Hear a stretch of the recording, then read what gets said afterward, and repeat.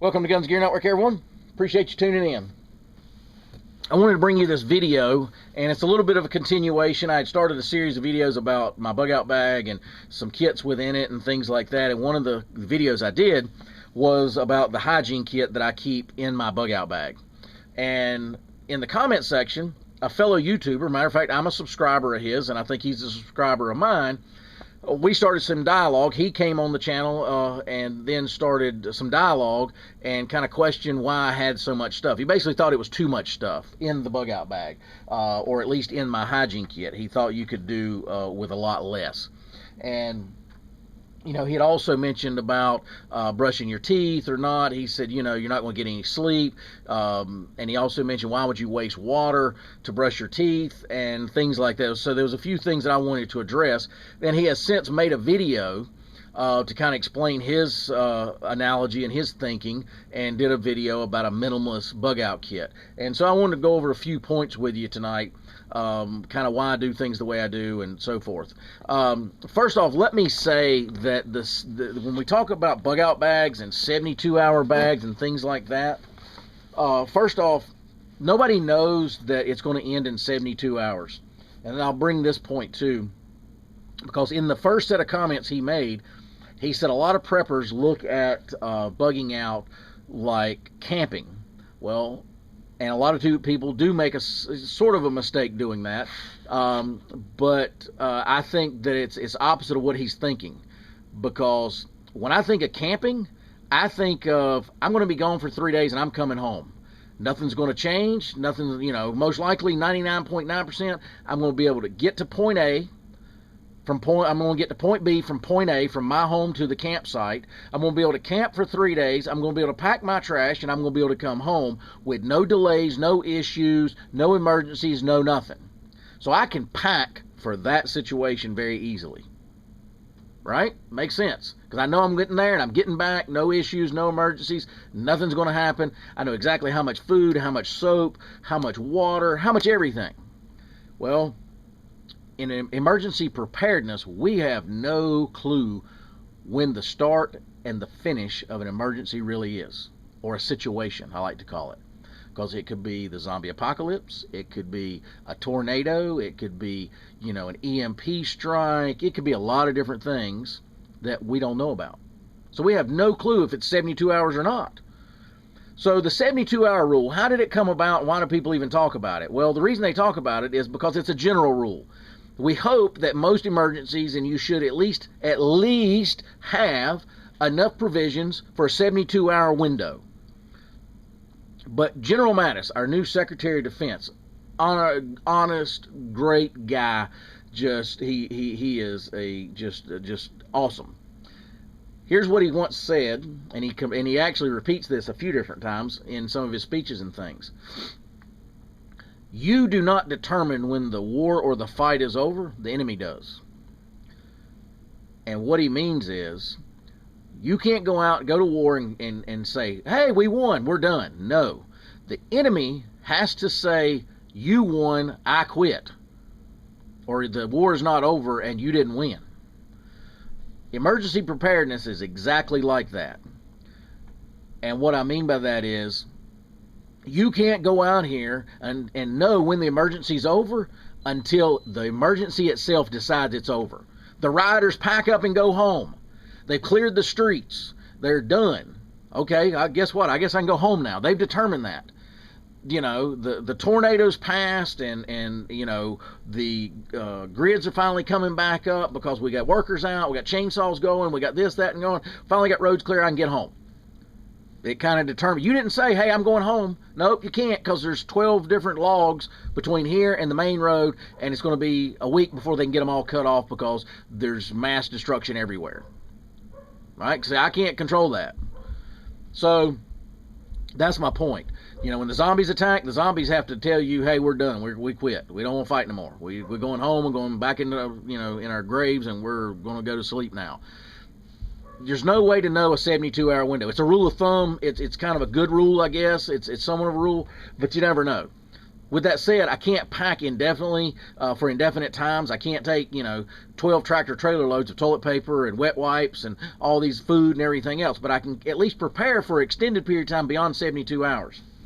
So he also made a point about, in that first set of comments off of my video, he had mentioned about why would you waste water brushing your teeth if water's at a minimum? Well, the answer is you wouldn't, okay?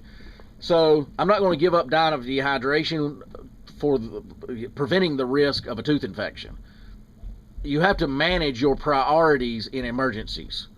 So priority, it may switch where I've got plenty of water. I'm at a lake. I'm at a stream. If there's water flowing out of this thing, guess what? I can take a bird bath, take my boots off. I can get my feet wet, get them back dry, get them clean. I can brush my teeth. I can do a lot of different things. I can fill up 2 canteens. I can do a lot of stuff. But no, if I'm out in the middle of the desert and there's no water around and I've got my 2 canteens and I'm not brushing my teeth and taking a bath with it, it's kind of common sense. I guess it comes with a little bit of understanding priority of training priorities. And I guess some people may not know that, but anyway, that's kind of my thinking. You have to prioritize your resources. Okay, so if you've got time to, if you got the resources and the ability to fill canteens, take a bird bath and all those things, brush your teeth, comb your hair, clean up, make sure you're fine. Great. So in the second video, or the video he then produced, he had mentioned he had his minimalist kit, and he had 20 wet wipes, basically 2 packs of 10, some Gold Bond powder, some disposable like toothbrush type things, and a comb. That was his kit. That was what he was going with. Here's the thing. I'm not saying he's wrong if that's the way he wants to go with it. I'm just saying this is the way I do it, and here's why. Okay? Because then you can go back and look at my video of why I have the hygiene kit that I do. I figured my hygiene kit can last me a minimum 2 weeks to a month if I, really spread things out and work with it and so forth. So here's the other thing about bugging out. He had mentioned in his video, after I commented, he says, well, I'm not going to the woods. Well, how do you know that? Again, you don't know the emergency. You don't know what's going to happen. You don't know if you can get to your bug out location unless it's, it's actually getting on a four-wheeler in a known area to a trail or something. I don't know his situation, but my point is you can't determine that I'm not going to the woods. The emergency determines that. The situation determines that. You may have to be hunkered down for a week in the woods trying to get, some normal activity going on in the area you need to travel towards to get to your bug out location. So you can't determine with absolute certainty that I'm not going to the woods. Just can't be done. So think about that. You can't determine where you're going and how long you're going to be gone. You can't determine any of that. Okay? Bugging out is not camping. He is correct. It is not. Because, again, if I'm going camping, I know exactly how much to take and all that stuff. I can get there, get back, boom, it's done. So, no, bugging out is not camping. Because, again, I know the determined time. In other words, me and my son decide, hey, we're leaving Friday afternoon and we're coming back Sunday night. That's a, 72-hour window or whatever we want to call it. We know when we're getting there and we're coming back. I know exactly how much supplies to take. I know everything that's going to happen within reason. I know there's probably no emergencies. There's no nothing. So keep that in mind. So, no, it's not camping. Because the other thing is during emergencies, you're also exposed to things that you may not think about that you need to be able to clean yourself from. Bloodborne pathogens is a big one, because you may be around a lot of people that's bleeding and they're grabbing onto you, please help, and you got blood all over you. I need to wipe that off. I need to clean myself of that. Okay? You may be dumpster diving in wretched, nasty mess to try finding something, or find a tool out of it that you found, or a piece of wood that you need to make something, or whatever. So you may be exposed to a lot of different things in a situation like that. Zombie brains, or whatever it is that I need to keep myself clean from. The flu virus, there's all kinds of diseases that can happen when you get into societal breakdown because of people just peeing and pooping anywhere they want, and it gets in the water system. There's all kinds of crazy things that you're going to be exposed to potentially, that you need to keep your body clean. Okay, so keep that in mind. he had mentioned, because I'd asked him in his video, you know, have you ever tried, you know, basically keeping clean and all that for 72 hours with 20 wet wipes, some Gold Bond, and some, you know, disposable toothbrush and the comb? And he said, well, he was a truck driver. Well, then he said, yes, I've used white wipes a lot, and I know about how many I need and all that stuff. Okay, the problem is the difference between bugging out and driving a truck is you're going to be, again, possibly exposed to things that's going to get you a lot dirtier and nastier than riding in the cab of a tractor trailer. You know, it's one thing to sit there and you're, you know, a little hot and sweaty or whatever, and you're driving a tractor trailer and you can get in and out, go to the bathroom and all that. In a bug out situation, you may pee and poop on yourself because you can't just drop your drawers and pee or poop because of what's going on at the moment. You need to be able to clean up. I promise you, you poop in your pants, 20 wet wipes won't even come close to touching it. So I'm just saying, things happen in a crap hits the fan situation compared to driving a truck and running over there. That's why I keep enough soap. I keep enough things that I can rewash. Again, I showed my kit, like sponges, stuff like that. I can wash and clean that up. So no matter what happens to me, I can make sure that I'm clean. Okay? Because it's very important to your health. I'll also mention recently, and this is a good reason I brought this up, because I mentioned oral hygiene in that video a lot, is because there was a thing that hit Yahoo just a couple days ago. A young guy, he was probably in his mid to late 20s, just died of a tooth infection. He was a truck driver, ironically. He left out, got on the road driving his truck, had a toothache.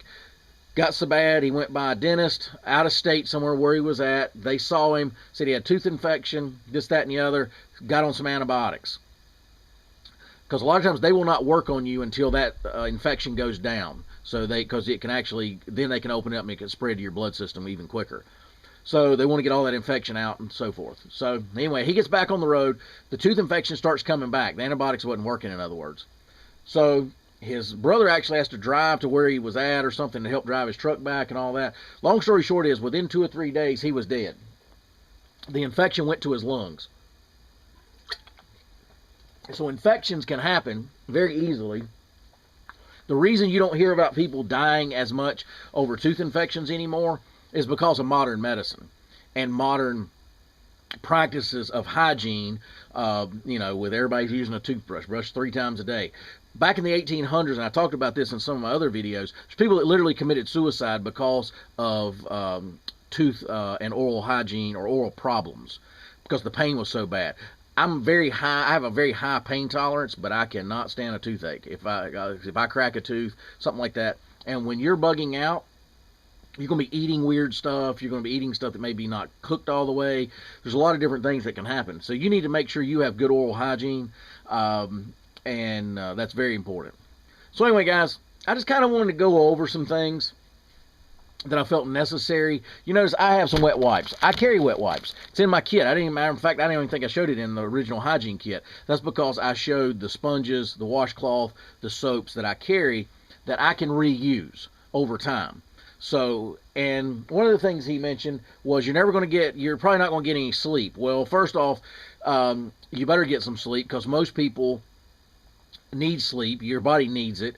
If you ever, obviously most everybody that's probably watching this watches things about the Navy SEALs and the military and what have you. And there's one thing called Hell Week. They call it one long day because you never sleep for like 5 days. Well, those guys are highly trained, highly physically fit, and so forth. Most people cannot stand not sleeping for more than about 18 to 24 hours. They basically fall asleep standing up. I've seen it happen. So you're going to have to get some sleep, and you're going to have to learn tactics to be able to do that. In other words, you're going to get away, get hidden somewhere. You're going to have to, hopefully you're going to have a bug out partner or family members that you can rotate fire watch, you can guard, right? Security patrols, things like that. So again, that's got to do with training and tactics and a lot of things that I can't go into in this video just because it'd be way too long, so forth. But yeah, you're going to need sleep, and you're going to have to sleep. So that was kind of his point, was you're not even going to be able to sleep. How are you going to have time to sit down and brush your teeth? Well, again, I'm not going to stop in the middle of a firefight or some major crap happening and go, hey, wait a minute, guys, I got to take my bird bath and brush my teeth. That ain't the way it works. But again, the situation determines when you can use those items. The key is having those items to be able to use them when you need them or when you're able to use them.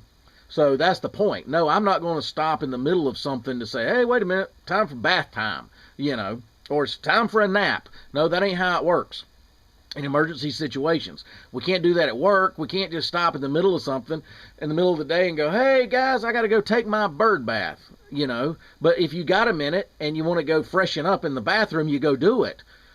So that's the same thing. So I didn't quite understand some of the analogy there, because no, you have to be able to prioritize when you can do things. Just like, again, if I'm not going to drink all my water, or I'm not going to use my water to brush my teeth. If I need to brush, if I need the actual water for hydration, that would make sense, right? So anyway, guys, just kind of wanted to touch base with this situation, and kind of my thoughts on it. I'm not saying the guy's wrong. I'm just saying that's just not the way I would do it. And if somebody asked my recommendation of what they would put in a bug out bag and let me explain why you need these things, that would be the way I would explain it, is the way I do it, and why I think it's important that we have all these things. Again, could I cut down and maybe cut out half the soap or half of this or that? Yeah, I could do some of that. And I need to. As a matter of fact, I've looked at trying to minimalize my kit as best I can. But at the end of the day, like I said in my first original bug out bag video, bug out bags are very personal, as far as what you choose, why you choose it, what you can carry, how you can carry it, tons of different ways. And that's what I'm saying. If somebody's given the effort to have a quote unquote bug out bag, that's fine. But in my opinion, bug out bag is a term that, and we also call them, inch bags, or I'm never coming home bags. 72-hour bag. If you've got everything in there just for 72 hours, to me, that's my camping bag. I've got everything in there for camping. Only thing I really need to add to something like that was possibly food, if I'm going camping. So everything else is in there. I've got my toiletries. I know exactly I might have to put another pack of something, but I keep that in what I consider my camping kit. So I know that I'm going to be gone for 3 days and I'm coming home. But in bugging out, I have no clue when I'm coming home. There's no way for me to know that. Again, if you do know the end of that time, it is called, in my opinion, you're not planning a camping trip. It's called inconvenient camping. So no, I'm going to leave. I'm going to be back in 72 hours, but I don't want to go camping this weekend, but I'm forced to. Well, that's kind of what it would be like. It's not really bugging out and not knowing. That's different. And if you're really truly building a bug out bag, I use that generic term because a lot of people use it, but this is a bag that I may never come home, or at least I'm going knowing that I may not know when the time will end, that I can then make it back home and get, somewhat of a normal life again, or having enough supplies that I can just run down to the local convenience store, Walmart, wherever, pick up toilet paper, I can pick up this, pick up that, and I'm done. Because it's over. The emergency situation is over and we're fine. So anyway, guys, I won't drag this out too much longer, but I just wanted to kind of bring up some points. I don't typically go on other YouTube channels, and comment, especially in the same genre that I talk about, which is prepping, survival, guns, gear, gear reviews, and all that. I just typically don't go on their channel and even comment at all, other than, thumbs up, great video, something like that. I've never left negative comments or kind of been argumentative about what they were telling. I figured let everybody watch the videos and let them make a personal decision. Country Prepper, like I said, I'm a subscriber to him. He's a subscriber to me, but he came on after I did that video and made some comments and kind of his thoughts on it. And so I felt, and then he did a video about, why he chose his minimalist kit. So I kind of wanted to do a follow-up video on why I feel like I needed to do the video that I did. So anyway, guys, appreciate you tuning in. As always, like, share, and subscribe, and we'll bring another video shortly. Have a great day, guys.